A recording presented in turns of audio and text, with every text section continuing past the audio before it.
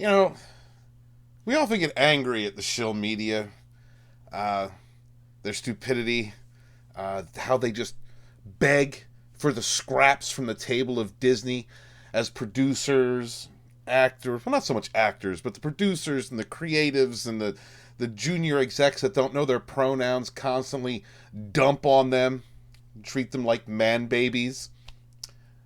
But every now and again, they are an endless source of entertainment. Hail Drunk3PO.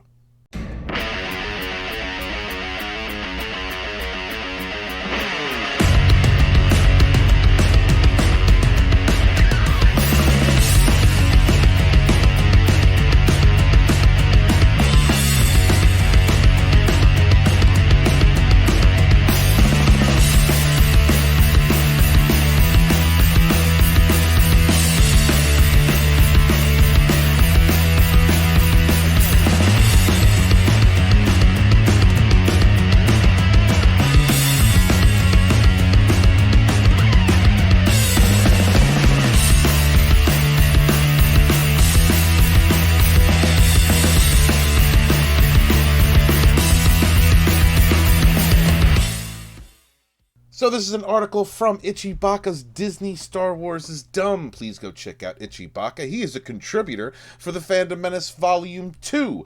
Looking forward to present his words to you. Ichibacca has run Disney Star Wars is Dumb for about 2 years now. He's been an endless source of information, entertainment. He collects so many things about what he calls Geekergate, these crazy SJWs and far leftists and entertainments, and I'm very happy that he's a part of this project. He is a voice and an inspiration to me, has been, to be writing these volumes. So Itchy brought out this article, Gina Carano blocks Pete Fletzer.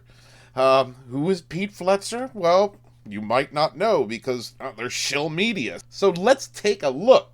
Ichibacca writes, apparently drones in the collective, collaborate, cooperative community aren't pleased with Gina Carano. What's her capital crime this time? Speaking with someone they don't like. I know Jay. I've known Jay for about almost 2 years now. He's one of the people that kind of rose up with me, and he shot for the stars, and rightfully so. Jay is a great person. His channel is great. It's funny. It's where you go to feel good, to laugh. He really doesn't do all that angry, raging content that a lot of us do. I mean, he's genuinely a good dude. I don't want to praise him too much because he hates that stuff, but check him out for yourself. If you happen to not be subscribed to Drunk3PO, and I can't imagine why you wouldn't be, go check him out. He also does Park Hopping from Geeks and Gamers. Great channel, family oriented, no raging out, no, none of the stuff that we really talk about on many of the Fandom Menace channels. Just a theme park channel. Very good channel. Check them out. Shout out. Jacob's Quest. Jacob's Quest is one of those shills. How else do you put it? Very hateful Kathleen Kennedy, pro Kathleen Kennedy audience, pro SJW, just hate her. And we make fun of these people now because, as we found out, as Daisy Ridley came out, said there was no plan, pretty much confirmed everything the Fandom Menace was saying. John Boyega comes out and basically, says he was marginalized, basically everything the Fandom Menace was saying. The shills are going crazy right now. They're going absolutely bat crap. What bat crap? Did I really say that? Batshit crazy.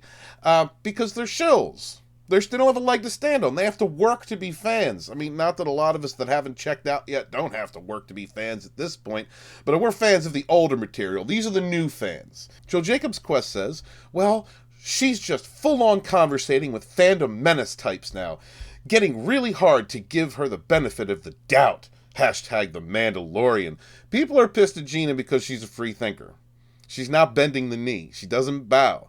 It is what it is, and people hate the Fandom Menace because they have menace derangement syndrome. That's what I've come down to. They don't like other fans. They don't want people that speak their mind. They don't want free thinkers. They hate that. So they have this menace derangement syndrome, and they will viciously attack anyone who thinks outside of their bubble, who speaks against their narrative. And the same thing we've been seeing for 2 years. Got plenty of documentations.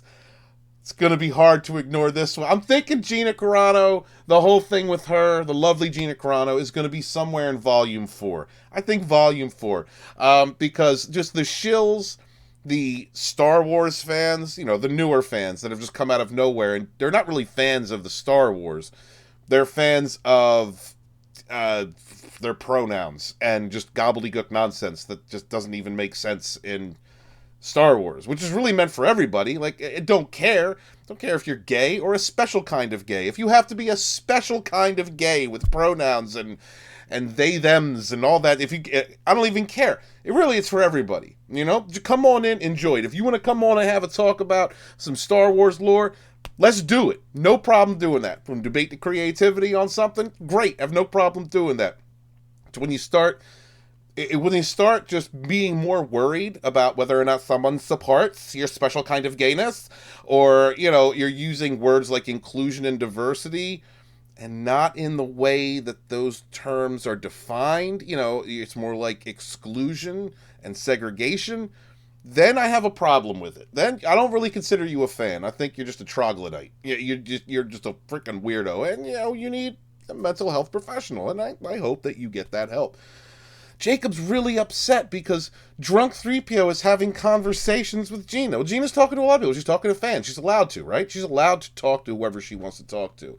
It's not like, what has she done that's so wrong? Can someone please point to me what this woman has done that has been so wrong?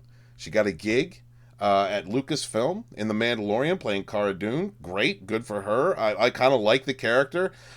She's a well-written, strong female. Maybe that's what they don't like, because you've actually got to be a token.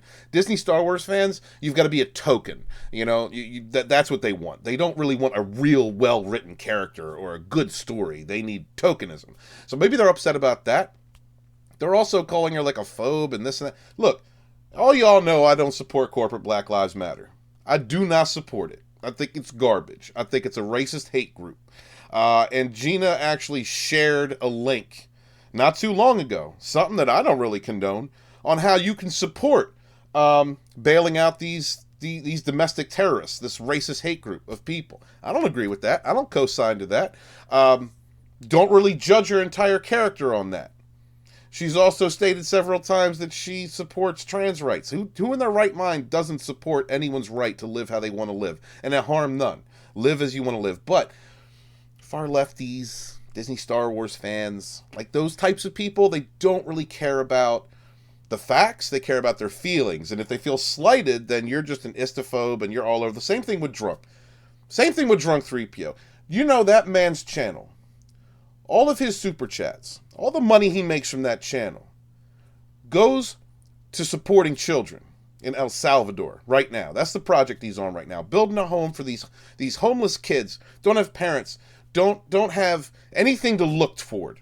Anything to, they have every right. These kids could grow up and become miserable, off themselves, become criminals. Yeah, and Jay is funding something with his company, I believe, not his company, the foundation he's working with, and they are giving these kids hope. They're building them a home. They're building a farm so that these kids can not only grow their own food, but grow something to help support their small community, and then send them to school. What is so evil about that?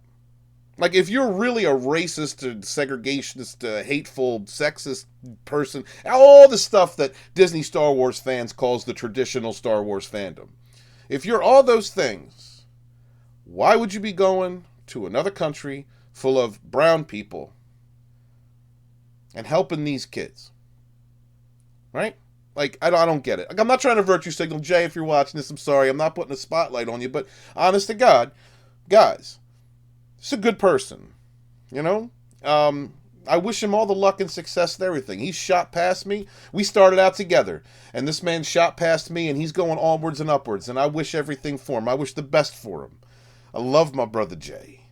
And Gina, I don't know Gina personally. I like that she stands up for herself, that she refuses to kneel to the mob, and I support that. But because she does not kneel to the mob, because she communicates with people that she wishes to communicate, Disney Star Wars fans hate it. They hate it. Because, I don't know.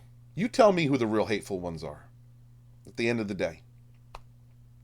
So Jacob's Quest comes on here and says, well, you've got the Fandom Menace dude on your side. Okay. You know, why do people have menace derangement syndrome? Why are people so scared of the hashtag? You know, that hashtag is carried by some diverse people. I was having a talk with Abu Nas today. We're pretty different in some of our views. We're friends. We just happen to carry the same hashtag. We both love Star Wars. There are so many different types of people in the Fandom Menace that carry this hashtag. Some of them don't agree with each other vehemently. Why are they scared of the hashtag? Why are they scared of an idea of expressing yourself, of the consumer having a voice, of a truly eclectic, diverse community of people, internationally, from all walks of life, who come together to express their opinion? And those opinions don't always line up. Why are these people so afraid of that? Isn't that what they're supposed to be fighting for? Isn't that what the far leftists, the SJWs, the Disney Star Wars fans, isn't that what they're fighting for? Inclusion and acceptance and all those words that I don't think they understand the meanings to? They're afraid. They have this menace phobia, this menace derangement syndrome, because the Fandom Menace, really as a fandom, of individuals, represents everything they say that they represent, but actually don't. It's almost like they're pointing the finger at other people and calling them exactly what they themselves are, like projecting their own hate and fear and isms and ists. It's almost like that. I don't know. Continuing on. Now, Fullon Conversations, heavens to Betsy, gotta love Itchybacca. He says, it wouldn't be complete SJW Twitter thread without some small-minded pettiness. And this is from Twin Cannon Scare Hives. Don't know who they are. Replying to Jacob's Quest. I bet that's the first time a girl's talked to him. Laughing my ass off. Like, can you come up with something better? Do you even know who this dude is? This dude has chicks falling all over him. All the time. He's got an army of simps. Alright? And normally that's attributed to a chick. Normally it's a chick that's got an army of simps. Drunk has a very dedicated army of simps. Okay? Like, I don't know what you're talking about and what you're drinking. Wiz comes back and says she has to know how those people are. I don't know. Isn't lumping a group of people into the same category, I mean, mind you, just individuals carrying a hashtag from all over the world, isn't lumping everyone into the same group with the same type of image and stereotype, isn't that an ist or an ism of some kind? I'm not sure. It's almost like these people project. But here's the best part. Pete Fletzer of Around the Galaxy podcast and former writer for Star Wars Insider magazine won't be getting an interview from Gina anytime soon. And Around the Galaxy podcast says, blocks me, converses with Drunk3PO. That's all I need to know. Yeah, well, you're a jackhole. Like, who wants to conversate with that? Who wants to conversate with that? With a negative person? It's insane. Gina comes off as a very positive person. Like I said, I don't know her personally. I don't know all her politics. I don't know everything about how she thinks or what position she has. I disagreed with her sharing that BLM thing. That's actually like a big no-no for me. I do not support that organization. You all know my feelings on it. But if you actually look at her posts, she's constantly trying to be positive. Being positive amidst the storm of people constantly berating her and attacking her and trying to defame her and get her fired. Why? Because she doesn't bend the knee to the mob? That is a virtue to me. And even though I don't separate too much someone's support of a racist hate group from the words that they speak, you got to take that into consideration. What I think is a racist hate group is something that another person in the Fandom Menace thinks is a justifiable cause. That's how different we are. And I'll tell you what, I know a couple people like that in TFM, and they're positive people. They're people that I would consider loving, empathetic, intelligent, have common sense. So when I look at Gina's posts on social media, I mean, that's the type of person I see. A positive person, a positive force. Gina, I know you can't interact with any of us, really. Like, you can't get on videos, or you can't get on live streams, or you can't do any of that. I understand there's like a limited amount of what you can do because of the environment you're in and the people that you work around. But I will say this. From what I have seen, as your Fandom Menace historian, a majority of the people in the Menace support you. Do not bend the knee. Keep being positive. You are a light amidst the darkness. You are something that we need, especially in Disney Star Wars, because the people that are around you, the people that are working around you, from what we know, from what they say on social media, these are really toxic people. And it is very important that we have someone positive. Something positive. And in my mind, someone like you represent what Star Wars used to mean, at least to me. Hope. So, Itchy goes on to say, all we need to know is that Pete is an obnoxious pud knocker. But our good friend Drunk3PO is taking Pete's pathetic high school behavior in stride. Drunk3PO replies, jealousy looks pretty ugly on you guys. The first time a girl has talked to me, huh? Better ask your mom about this one. God, I love him. What else do you say? What else can you say to these types? Guys out there, ladies, everyone, right? Doesn't matter. I don't care if you got to tell somebody your pronouns. If you got common sense, be the light. There's too many people out there hating. It's too much garbage. There's just too much. There's too much anger. There's too much fear, and I really do believe it all comes from fear. Try to smile. Try to smile, man. And while you're doing it, stand up to these punks. Stand up to these punks with a smile, satire, brush it off. No matter who you are. I don't care if you carry the Fandom Menace hashtag. I do not care. The fandoms are meant for everybody. And if we don't voice our opinion and we let these kinds of hateful people just keep espousing their rhetoric and division, they're going to turn something that we have loved for a long time, something that we've been a part of, included in, from all walks of life. We're going to let them turn it completely sour into something hateful and divisive and nasty as they are. I am author Stephen Walton, the Fandom Menace historian. I have the Fandom Menace Volume 2, Rise of the Rebellion, out. Link will be in the description below. And, man, look out for each other. Do not kneel to false narratives. Be good to one another. Peace. The main thing is to protect these characters. Make sure that they still continue to live in the way that you created them. And that the universe of Star Wars continues to grow.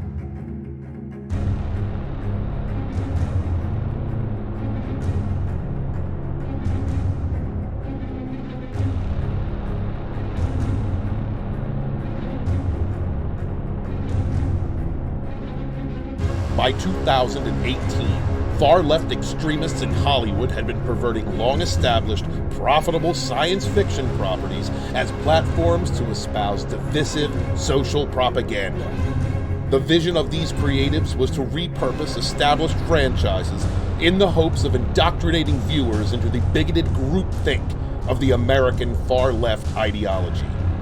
Insanely wealthy producers and adult pretenders set to shame any fan who would not capitulate to their false narratives of virtue, using long-established weight in the legacy media to drive online hate mobs to attack any who dared speak against the woke narrative.